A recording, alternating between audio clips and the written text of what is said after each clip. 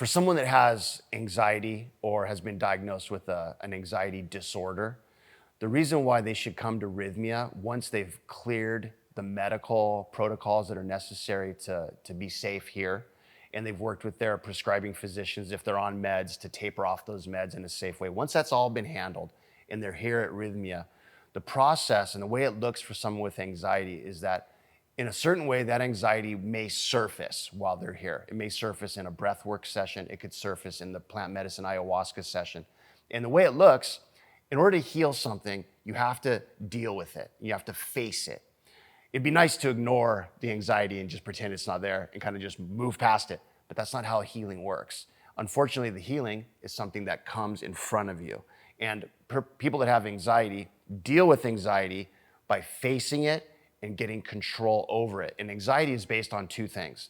One, a neurochemical process that they might have inherited. They might have a high serotonin level. They might have environmental conditions that have led to a neurochemical response. They might have a history of addiction. There might be neurochemical issues that are causing anxiety. The other is behavioral. They might be living in an anxious environment. They might not have the tools to deal with anxiety in a way that's productive. So at Rythmia, we hit anxiety with a two-pronged approach. The plant medicine helps balance the neurochemistry. It works on dopamine receptors, serotonin receptors. It works with cortisol levels, works with norepinephrine, all the things related in the brain that lead to a chemical sort of component of anxiety that gets balanced and reset. And then we look at the behavioral side of anxiety. What's your relationship like? What tools do you actually have that you're using? What's your career like? Are you happy in your life? What are you doing in life? What are your charitable contributions? What are they looking like? What are you doing?